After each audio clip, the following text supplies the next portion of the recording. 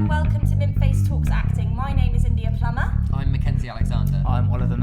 I'm Orla O'Sullivan. And I'm Calloway. We are here to demystify all the questions you have about the acting industry, or at least try to. In these podcasts, we'll be interviewing people in the industry who we've invited to give you valuable advice. We will be learning as much as you are along the way, as we are also trying to figure it out for ourselves. And we'd love to hear your questions and topics you'd like to discuss, so feel free to touch base on Twitter @MintfaceProd, or leave us a comment on our website mintface.co.uk, or by email team@mintface.co.uk. Hello and welcome back to Mintface Talks Acting. We are joined by me, Mckenzie Alexander. And me, Orla O'Sullivan. Soon we'll be talking to Dom Rouse about getting into drama school. So Orla, what was your experience like in your drama school audition? Well, when I auditioned for GSA, for the MA acting course, I was really, really ill. I had like an awful cold, so it was not a really good experience, to be honest. But in a weird way, I think it helped me relax a lot and just, I don't know, all the inhibitions kind of went away because I was like, oh, I'm not getting in. And your mind was really focused on that rather than... And I was just like, I just totally relaxed because, I don't know, I wasn't really thinking straight because I was so ill, but I think it went all right because I got in, so... And you auditioned in other places as well? Yeah, so I auditioned for the RADA BA and Centrals, and I think I auditioned for Central's screen acting as well. Oh, okay. Yeah. Oh, don't they have because they have different courses? They have like 3 different courses, don't they? They do. So they split the MA acting into contemporary and classical, and then they have a screen acting course as well. Okay, cool. Yeah. Awesome. How did you find the other ones comparatively to GSA? Well, I loved doing the RADA auditions. I got to like the final round, so I got to do the full day of kind of workshops, teaching, and regardless of whether I got past that or not, that was amazing, that day of just being taught by the people that work there and acting with some really great actors. Yeah. Central, it didn't go well. I think I was kind of reluctant to kind of change the way I was doing my monologues. Okay. But it was one of the first ones that I did. I think it was good to kind of really good to show me what not to do in an audition. But yeah. Awesome. What was your drama school audition process? I only auditioned for 2 places. So I auditioned for East 15 and GSA just because I really like the courses there. Both were really, really great, actually. Full workshop days, had a great time, lots of physical stuff in the morning, and then speeches, a bit of text work. So mine just felt like quite a solid day, but my audition for GSA, there was a lot of us in the audition. Oh, really? And so that was a tiny bit intimidating for me personally. But I did enjoy the day, but I also didn't think, oh no, I'm not going to get in. And they read the callback list and I was like, oh, okay, no, my name is on that list. Perfect. And then obviously managed to come to GSA, which is great. Yeah, I think it's hard to kind of focus on yourself and be friendly to everyone, but stay in the zone and not get too caught up in the competitiveness because, I think you just need to go thinking, okay, technically, all of us could get in. It's not going to be about being better than someone else. It's just being the best that you can be. Yeah. Definitely. So we're so excited to talk to Dom Rouse today. Yes. He was our acting coach through GSA. He's such a great guy, really great at talking. So we're looking forward to chatting to him, aren't we? Yes, and we will be joined by Melvin as well when he gets here. So yes, enjoy. And today we're talking to Dom Rouse, who started his career as an actor, and then now he is head of BA acting at Guildford School of Acting, which is great. Really, really, really pleased to have you here, Dom. Thank you very much. Would you mind just talking about your kind of experience as an actor and how you got to where you are now? Yeah, yes. No, I wouldn't mind. So I trained at Central School of Speech and Drama. Yes. 2002, I left. And my experience as an actor was... I was really fortunate. So I left quite quickly. I left and then worked quite quickly. Yep.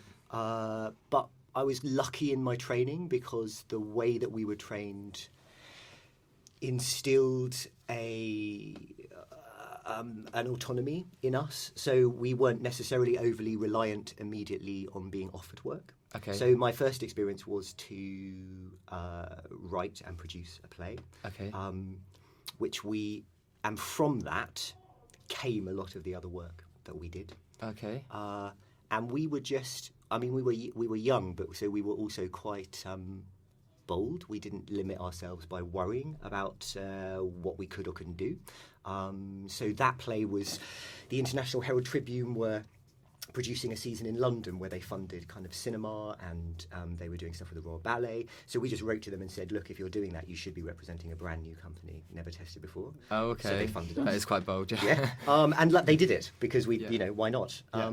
So we wrote that, and from there, my directing and acting work sort of took flight. So did you start directing nearly at the same time that you started in your after drama school, after Central? Yeah, I did. But obviously, so I sort of learned how to do it on the job. Yeah. But so I was directing the piece that we'd written, and that was my first time kind of directing a full piece. Okay. How long was that process, writing and sorting that production out? Well, writing it happened because it was with two people from the course who I trained with, Nina Fogg and Tom Stewart. So that kind of relationship had been engendered through our training, and so we probably started writing and germinating those ideas over our third year. Okay. And then we rehearsed for maybe 7 weeks, I think, because we were devising as well around the skeleton script. Yes. And then finally brought it to fruition. And it's slightly, I look back on it now, and it had massive holes in it and but what it was kind of quite bold, quite unafraid. It's nice to look back on. Yeah. And then was just lucky. It's like, so got to work, went to the Almeida, went to the Sheffield Crucible, and I got a real experience. It was really lovely, and was really lucky to do work at like Derby Playhouse, Sheffield Crucible, and sort of got a bit of an experience quite early of what maybe would have been like a rep system for, which don't really exist anymore, but had the opportunity to kind of cut my teeth. Yes. In the provinces, getting maybe roles that I wouldn't get in London. Yeah. Yeah. And so over time, so I suppose what I would say is that directing and teaching came a bit later, were always part of my process. Yes. And I never separated them from my acting. Yes. My job as an actor. Yes. Yeah. And then jumping forward to now, you are obviously head of BA acting at GSA, which is amazing, and this is your first year. This is my first year. It's terrifying. Which is amazing. But you were obviously there last year, teaching as a teacher, which is great because you taught us, and it was really, really insightful and stuff. Thank you. And one of the main things we wanted to talk to you about was that the audition process for hopeful students hoping to get into drama schools. It's quite big and quite scary for everyone coming in. So is there, I suppose my question is, what are they expecting when it comes to drama school? What would you, if you could dilute the process down of a drama school audition for them, so that they kind of have an idea of what it could be before actually attending? Yeah. So what we do here is we offer. I'll tell you what we actually do, and then talk about maybe a little about what it is that we're looking for, because I think that gets confused sometimes. Yeah. That's what. Yeah. So what we do is we work through a series of opportunities. So there are learnt speeches, which all drama schools do, and we also offer a physical workshop in the first round where we work. So all of the training here, without getting too technical, is what we describe as psychophysical. So we're really interested in not only the words that the actors speak, but also how the actor's body is in relation to how they speak. So we give those two opportunities in the first round, and then we make a decision about recalling people if we want to look at the work further with them. And when they come back, we essentially go deeper into that process. Yes. And that's in the same. Sorry to interrupt. That's the same day for GSA, isn't it? So for BA acting, we do the first round auditions on a weekend, and then second round we ask them to come back at a day during the week. Okay. And we spend much longer, much longer with smaller groups, but also so they get an opportunity to see the school, feel what it's like when all the students are in, because on the weekend it's relatively quiet. And that's a really great thing about GSA, I think. I know that some auditions for drama schools, as we were talking, you go in for a few minutes, you do your monologues, and then you leave, and then you leave feeling quite. I just have no idea about what I've entered into, what I'm going to be offered at this school. Yeah. And we were also talking about the prices for GSA. You get a whole workshop, really, when you pay, because you pay £45 or whatever for your audition. You get like a workshop. You get an experience of it. Whereas if you go in for an audition for 10 minutes and exactly. you don't get the experience, which I massively appreciate about GSA. Yeah, and I think that's part of our philosophy, especially on the BA, that we want to give people the opportunity to show us how they work. And I think that's the distinction. And there are other drama schools that do too, but the speeches are important in as much as it's interesting to see how people work with text and what they think and the kind of speeches that they've chosen. But really the opportunities are there to give people the opportunity to show us also how they engage imaginatively, whether they're free to take risks and play, whether they're interested in working with us. Yes. And I guess that leads us on to our next question, is what you look for when auditioning. I suppose the key factor will be obviously the performance, but also how they work within a team and within other people in a exactly workshop. Right. So I think, well, it's interesting because sometimes people come really prepared with their speeches, but I would say they come sometimes over-prepared in the way that they've locked down to one way of doing the speech. Yeah. And actually the speeches are important because we obviously want to see what kind of capacity people have with text. Yes. That's important.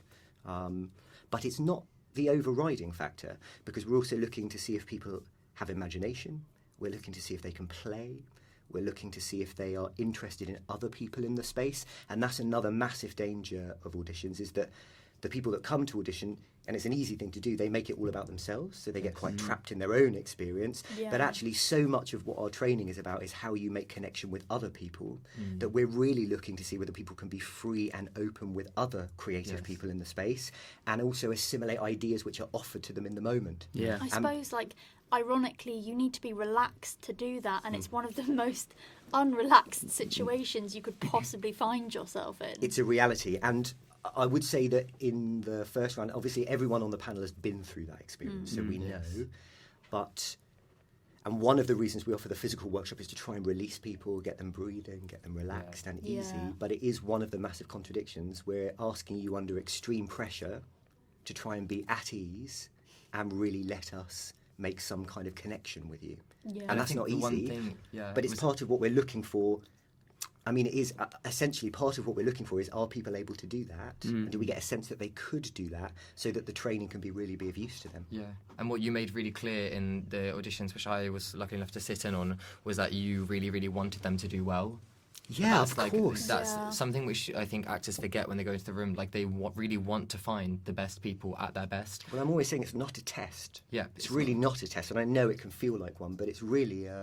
Well, the other thing we sometimes say is, like, it's a bit like a laboratory. We're here to experiment. And what's really important to remember is when you go into audition, we don't have all the answers. Yeah. We're really looking to genuinely... If we work on the speech with you, it's not like we have one idea of what this note you might do with it. We're looking to see whether you're open to playing with that idea. Yeah. And how you take the notes. Absolutely. And that's something I wish someone had told me. That's not a quality that I would have said is important in going into drama school auditions when I auditioned. Yeah, which is interesting because for me it's the overriding importance. Is that I feel like I'm in the room with someone that's really interested in working with us. And also people that... Because sometimes people have been tutored on their speeches and they've been tutored to the point where they actually don't have any ideas of their own. They got one way of doing, and that's it. So when you start to try and play with it, they can't depart from that tutoring. What we're interested in is people that have an opinion about the work that they're doing, that have made some of their own choices, and even if those choices don't really work, it's okay. It's a choice nonetheless, isn't it? Absolutely, it's a choice that they've made, which is why when you're selecting speeches, you've got to... Yes, you can think about, like, age of the speech, or... You know, I would say the gender is potentially more fluid now. It doesn't necessarily matter. But what we're overridingly looking for is that you've chosen something that means something to you. That you believe in. We want to see you... It's like we're looking for artists, not just actors, and we need to see that you have a point of view. And what you said with when people have been tutored on it and prepped on it so much, I think Orla said something earlier which was really good, that you can't be protective with your audition monologue. You have to be free to just let it, to allow it to adapt and for it to be malleable, and like that's what you do in the audition process, is you work with people on their speeches. So if they have been highly tutored on it until it's really refined, it's a bit harder for that. It's much harder because we sort of learn and fix down into something that makes us feel safe. But that also is part of the audition process. The audition is safe because we understand how we're working, but we are looking for people who are prepared to take risks, to throw caution to the wind. What happens if we chuck all of this away and look at it like this? And to see people seize the opportunity to be bold, to not know what that exploration might be, and to see if they can surprise themselves. Yeah. And this is really difficult, and maybe it comes much later. It's this idea that, like, you know what? If what we're playing with doesn't work, it doesn't matter. Yeah. It doesn't matter. Yeah. It's actually not about achieving anything in that audition other than an actual exploration of something. So on that note, just people might be getting a bit confused or trying to work it out for themselves. In terms of preparation-wise, you talk about over-preparing. Obviously, it being a very important day for people who come along and want to get in and such. I remember I auditioned twice and only got in the second time round. Where do you then draw the line between... Being unprepared. Of course, yeah. Yeah, it's really hard, isn't it? Because you can prepare, I mean, you can obviously learn the speech, but you're not expecting people to rock up and recite Shakespeare in without following the pentameter or any emotion. And so where do you draw that line? Or what would you maybe say to people to be careful not to over-prepare? There are two things I would say to be careful of. One is, if you're being tutored by somebody, make sure that person isn't limiting your choices by saying that the speech is one thing, that there is only one way of doing this thing. And also make sure that if you're being tutored, that you're not just trying to achieve what that person has told you, that you've also given yourself time to just be on your own in your room, reading through your speech and making choices that you think are important and that you believe in. Because otherwise what we see you do is what your drama teacher told you to do. And that's not your work. I think that's a really important point. I think replicating what someone's told you to do is very different to then making decisions yourself and then realising them in the audition. Yeah. Yes, I exactly. did that in mine. For my Shakespeare, in the end, by the time it got to my GSA audition in June, I had reverted to my backup audition Shakespeare because the original one I was doing was more suited to my casting, to my age, but I just felt nothing for the character. And then I ended up thinking, do you know what? I got to the summer and I thought, okay, I'm just going to do this other character, which is older, not my casting at all, but I believed in what they were saying, and I think it served me so much better. I think it does, because we get to see something of you then. Yeah. We actually get to see something of you. The other thing I would suggest is that you don't try and get out of your mind that what you're doing is finalising the way you're going to do your speech and then showing that. Yeah. There it is. This is what this speech is, and it's done. If you can try and work with your speech and keep endlessly trying to explore what it is or what it might be, keep playing games with yourself, you can always be excavating information or other ways that it might be. And if you can keep working with that sensation, then it won't lock down. And that means that when you come to work with us, you'll still be in that place where you're saying, oh, that's what it is today. That's interesting. Yeah. Okay, that's an interesting avenue of exploration. But it's like your speech is never finished. Oh, yeah. So it's that whole thing about, like, you would say, it's like, oh, I've achieved my speech. Well, in the moment you achieve it, it's dead. Yeah. You kind of go... And the reason we like great writing is because it's endless. You could just keep finding new stuff in it all the time. And challenging yourself to do that keeps you in a mind frame, which means then when people say, well, what about this? You're ready to go, oh, yeah, well, that could be interesting, or that could be interesting. Yeah. Which brings us nicely on to our next thing when you're talking about monologues is there certain monologues to avoid which are maybe overused, or I know the story ones aren't generally received as well? Is there any like specific ones which you've seen just too much, or any advice on that? Do you know what I'd really say? Sometimes I would be wary of speeches which lay in a kind of like that are just general irony. Do you know what I mean? It's like, it's all just really like someone that's distancing themselves from the situation that they're in all the time. Okay. And I would be really wary, and we see this quite a lot. I think sometimes people try to be clever in their choices, like they try and do something really shocking, or they deliberately go for, we see it all the time, like this is about abuse, or it's about just like a horrific moment. And it's not that can't work, it's just that with the 2-minute opportunity you have, you want to be looking for, what I would say is we've seen it all before. So the fact that you do something shocking will not necessarily... Shock. It won't either shock us or intrigue us. Yeah. What we're looking for is whatever you do decide is like a simple connection that you have to the language. I think that's about as specific as I can be. Someone told me once that actually to shock is not an action. It's something that the audience feel, but you can't actually produce shock in someone. That's their prerogative, that's their choice. So Absolutely. You should never try and do that. It's like the other thing as well is people often make those weird decisions where like they choose speeches, and there are a few out there, I don't know where they come from, but you hear them and it's like where it's like an actor talking about how much they want to act. Don't make that choice. Oh, I see. Yeah, don't make that choice. Corny. We're interested, like if we're actors, we're interested in like the human condition and all sorts of different kind of human beings. Like and this is personal, but I don't. Like, I get it, you're here, you paid your money, you've done your prep on your speeches and you've come. I know it must mean something to you. You don't need to choose a speech which then talks about, like, how you're an actor and how much you want it and how much... I mean, it's like, it's fine, leave it. Yeah. Yes? Yeah. I think with speech, it's a bit of a...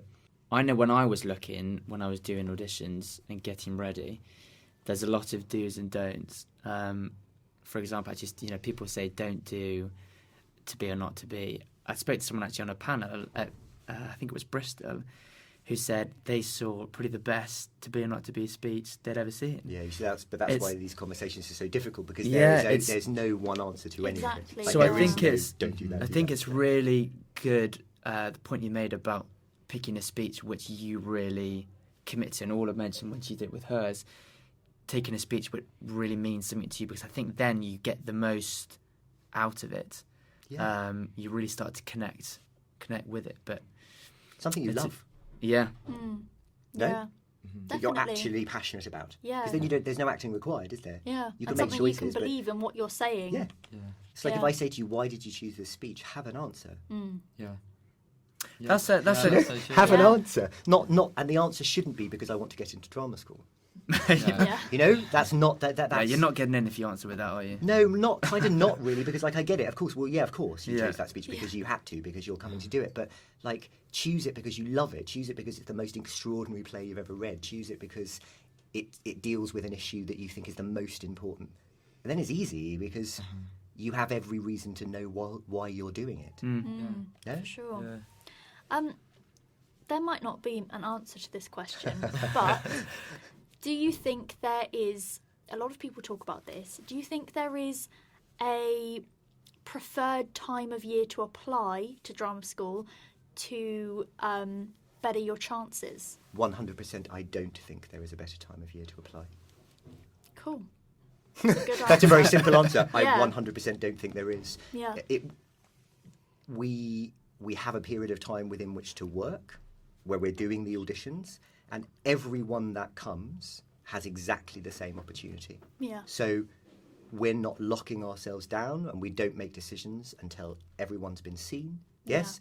And so, no, absolutely not. Yeah. The time, because you'd be shooting yourself in the foot if you lock down decisions too exactly early. Right. Yeah. Yeah, because some people, we'll go on to some Mythbusters a bit later, but some people say, I didn't get in because they told me, or word of mouth told me that they already accepted someone who's very similar to me, or very similar casting. I would say that's all just myth and nonsense. Okay, that's good to know. It's nonsense. Yeah. It is true that when we are putting together a year group, we are also putting together a company of people. That is true. So we're looking to balance that dynamic. And we are looking for a variety of kinds of people, yes, from different backgrounds, from different places. Like, we want to keep a melting pot of people coming together. But I don't think that is the case at all. Cool. Right, we've got a quick fire round for you, just some yeses or nos. You can feel free to Elaborate on it. but here's some quick fires. Right. So is it yes or no, or do I elaborate? You can do yes or no. Yes, and if you no, feel like maybe so. If you feel the desire to elaborate, then Okay. feel free. Okay, question number 1. Yes. Do you decide in the first 10 seconds whether you want someone? No. 7 Right. seconds? No. Okay. Does it matter if you forget your lines? No. If it says classical, does it have to be Shakespeare? No. Should you have a backup audition monologues? Speech. What do you mean? Backup monologues in case the one which you've picked, they want to see something different. Actually, could be really useful. They won't always ask you. It depends how the school is working. But you know what? Sometimes people have made a choice. There have been a few times at other drama schools where I've auditioned people and I've said, do you have anything else? Like, this isn't helping. Do you have anything else? And they've gone, well, I've got this. And then you start to work with them on that, and it's like a completely different audition. Okay. So it Yeah. can be helpful to have a variety, but you don't necessarily need it, but it can. And do you think that's very quickly down to the material that they've used maybe? If something's Yeah, maybe too or- shocking that you Yeah, mentioned or they've earlier, made a choice, or sometimes people turn up and are doing an accent. That's not helpful. So I haven't said that, but like, Okay. don't turn up doing an accent that isn't yours. Yeah. We We discussed don't, that Yeah. earlier. we don't Yeah. need to see you doing American. We don't need to see you doing Yorkshire. We don't need to see you doing RP. Okay, we do not. We want to see you in your Yeah. own accent, working from where you are. Yeah. Yes. Fantastic. And last Final question. question. Should you look the panel in the eye during your speech? I think that you are free to ask. And I think that it's to do with the taste of the panel. I very much, what tends to happen is that people stand up and do their speech and do it to a mid-distance place. And almost the first thing when we start to work, I will say, could you speak this to me? Or if we have student helpers in the room, I say, why don't you speak it to this person? Because, well, if you're just speaking into a middle distance, there's nothing to receive back from that. Yeah. So, I mean, we've had people in the audition say to us, "Is it okay if I do this to you?" And that's perfectly fine. And then if it's not, we might say, "Can you speak it to the student helper?" Yeah. Or we might say, "Why don't you just do it as you do it for now?" But what I would say is, don't bear down on the panel. It's like sometimes people do, again, to try and shock us or be clever. They do this thing where they come right up to the table and they bang their hands on it and like they come right into your eyes. It's just off-putting. Yeah. Yes. A bit aggressive as well, isn't it? Yeah, it sort of just makes you feel uncomfortable, and it makes you feel like we're sort of misunderstanding the boundary here. Yeah. Also, you're thinking about yourself in that moment. You're not thinking about the person auditioning. Yes. You're thinking about your own safety or Yeah, your of own course. kind Yeah, of it sort of all like. gets a bit like, what is going on Yeah. here? Yeah, give yourself space from us so that we Yeah. can see you. Yeah. Amazing. And then I suppose we're about to run out of time. But if you had one sort of like golden tip which you could give to the people auditioning this year, summarised up in like a sentence, what would it be? It would be that your authenticity as a person will be the thing that carries you through your audition. And unless we have an opportunity to really see you and meet you, doesn't matter what speech you're doing, doesn't matter what you do, if we don't see you, something of you, then we won't be able to make a choice. Okay. That's brilliant. That's great. Yeah, you're a great person to chat Thank to. you on very the much. podcast. Yeah. Thanks so for having much. us. Thank you. Us. You're one person. Yeah. Thank you so much. Recording.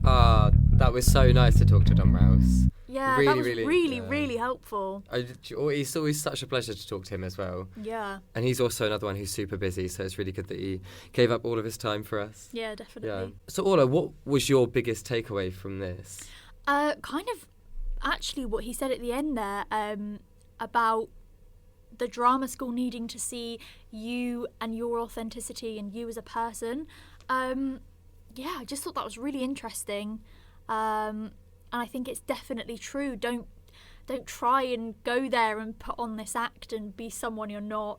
And Which is strange for an actor, but yeah. But I mean, it's true though, isn't it? yeah, and when you're being interviewed by them, because there usually is, the audition and then there's a little interview process. Just be yourself and don't put on any fronts, and just kind of speak to them and as people, because they want to work with you, but you want to work with them. Yeah, really interesting stuff though. Definitely. I was just to touch on your point, I also think it's really, really good to bring yourself out in your character. Yeah, for Because sure. you want to show how you're going to be acting and in the industry. Yeah, And a lot of the time, you're not going to stray too far past what you actually represent yourself. exactly. Yeah. I think, anyway, in my head, and from what listening to what Dom said. Yeah.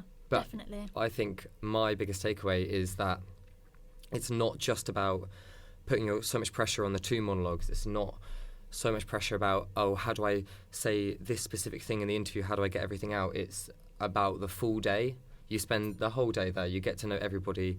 You get to know the school. It's also about you picking the school as well as them picking you. Yeah. And I think that just making the most of it, absorbing it, will put your head in completely the right frame of mind when you actually go to do your monologues, and when you go to do your audition, you're there to learn rather than there to like blast them with all of this information and all this stuff that you've learned, which actually isn't going to come across in the best way. Yeah, definitely. I think it's really nice advice that we got from him today, because it was more about not putting so much pressure on yourself and the day, and just relaxing, being open, seeing the school for what it is, seeing the work and the monologues for what they are, and just having a good time as well. And the way he speaks as well is pretty fantastic. Oh God, the way yeah. he joins together sentences. So articulate. I know. We can only That's dream. what we aim to be. Fantastic. I think that's all we've got time for. Yes, I But, think so. Yeah, amazing. Really, really good chatting to Dom. Really, really good chatting to you. Oh, and you. Fantastic. And we'll see all of you next week. Yeah, see ya. Bye. Oh, see you on the flip side. Oh, that's no. That's our motto now, No. isn't it? Yes, it is.